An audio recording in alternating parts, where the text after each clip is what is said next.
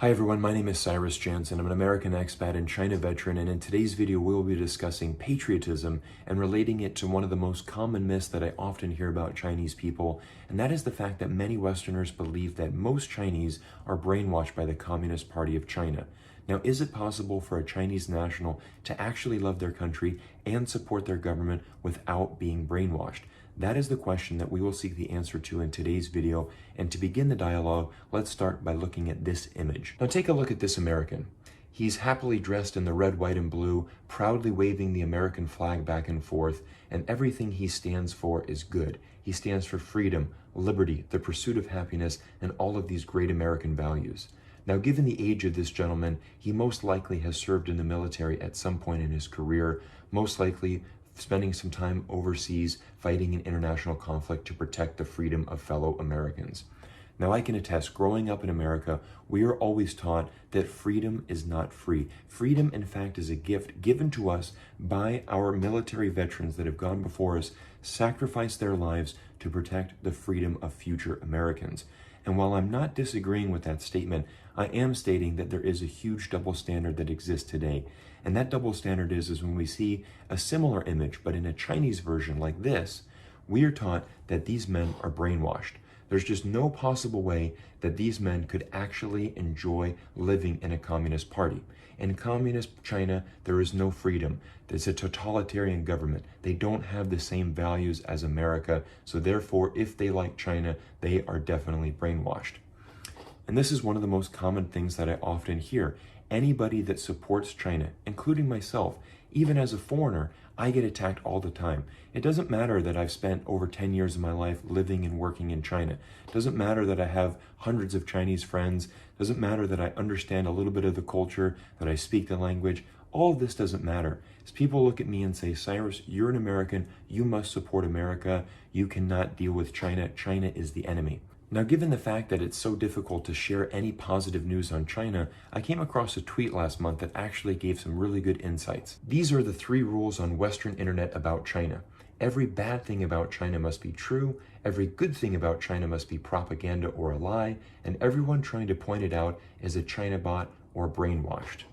And that, unfortunately, is the world that we live in. Unless you're preaching the Western narrative that China is bad and China is evil, you are either paid by the Communist Party or you're brainwashed. And it's just not true. There's a lot of positive things that are coming out of China. But one of the reasons that I like to speak out about China is that there's a lot of hatred in the world. And again, my goal is cooperation. My goal is unity, that we can learn to work with each other. I've said before, China is not America. America is not China. The two will never be the same. They're very different. The cultures are completely different.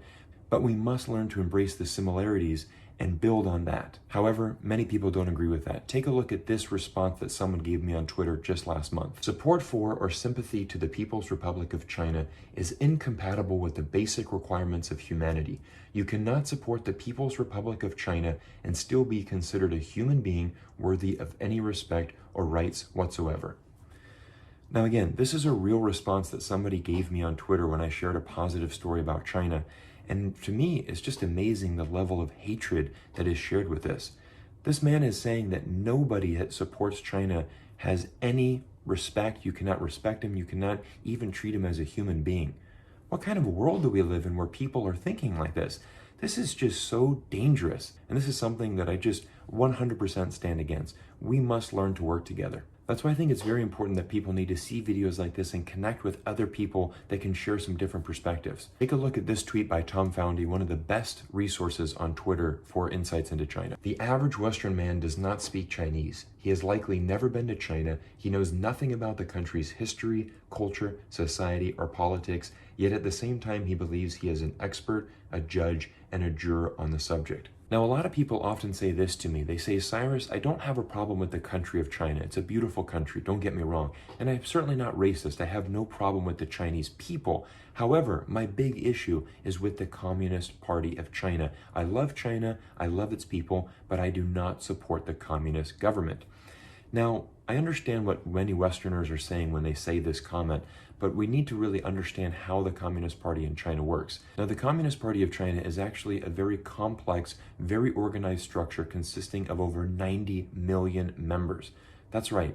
In China right now, there are 90 million Chinese that are members of the Communist Party of China.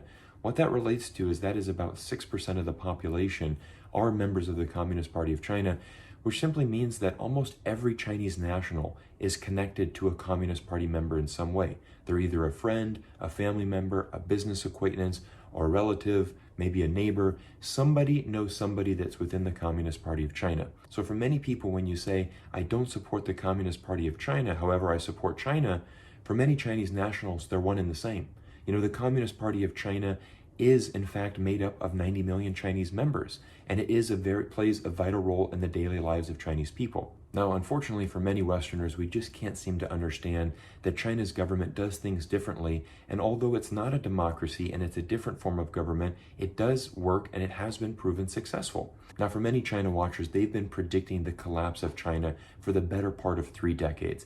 Take a look at this image right here, and this is an image that was shared on Twitter last week, and it outlines all of the articles in various business magazines that have been calling for the collapse of China over the last 30 years. The first article was published in 1990, and you can see every few years a new article comes out saying that China is going to collapse, China is going to collapse. Well, right now, China has collapsed to the second largest economy in the world. What are some of the positive things that China's government has been able to do, and some of the positive things that Chinese people are very proud about? What about the fact that China is curing cancer faster and cheaper than anywhere else? Now, this is an article that was shared by Community Oncology Alliance, a firm that is based in Washington, D.C., and they are just simply saying that China is really changing the game as far as technology and medical advances. Now, we all know that America has one of the most complex and expensive medical systems in the world.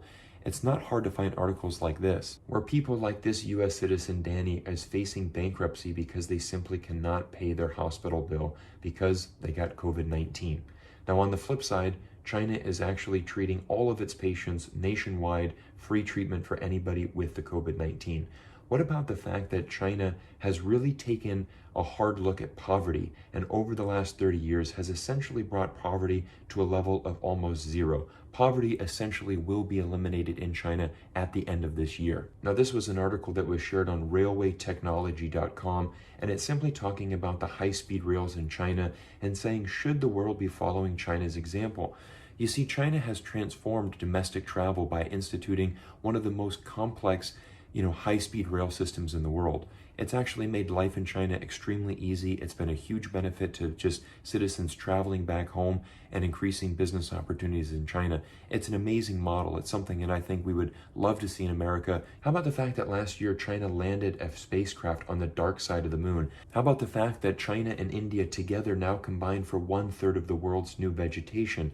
China has taken a very hard look at the pollution that's in the world. Granted, China has been a big polluter for many decades. There's no way to hide that fact, but they're also planting billions upon billions of trees to try to decrease their carbon footprint in the world. My point with this video is that there's actually a lot of positive things that are coming out of China. That is why I started a YouTube channel. That is why I vlog about China. I want people to see that. And I do believe that there's many things that Chinese nationals can be proud about, of their country and their government. It has done an incredible job of changing the life of not just the elite and the super rich Chinese people, but really all Chinese people. Go to China and talk to anybody. Ask them, how has your life improved over the last 5 years, 10 years, 20 years?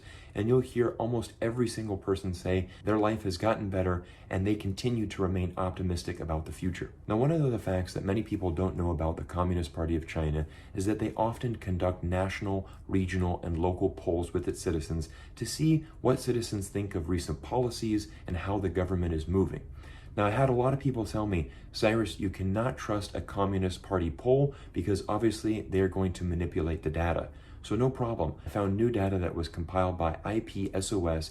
They're an independent agency located in Paris, France, and they recently conducted a poll finding which country's citizens have the most faith in their country and their government. Let's take a look at the results. Now again, this is from a company, IPSOS. They're an independent agency located in France, and we can see that China right now is the #1 country in the world amongst both adults and youth for having faith in their country. Well over 85% of both adults and youth feel optimistic about the future and they have faith in their country. Now we can see that other emerging markets like India, Kenya, Nigeria, all of these emerging markets, they all have a lot of faith in their government. And we can see on this graph in the middle of the pack, here we have the United States, where the average adult in the United States is right around 50%. Many Americans are basically unclear about the future of America. Look at what's going on these past few weeks in America, the violence that is escalating, the racial, problems that we're having, just really the entire COVID-19 lockdown.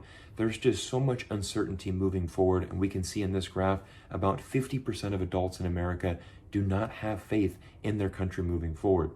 Now, I'm not saying that China's better and that, the US is bad. Again, I'm a very proud American. I'm very proud to be from my home country, but I'm just trying to give people some perspective about China and realize that, China is not this oppressed country that, Westerners need to go and save. Chinese people, they're very proud to be from their country. Now, I'm going to close today's video by relating China to the stock market.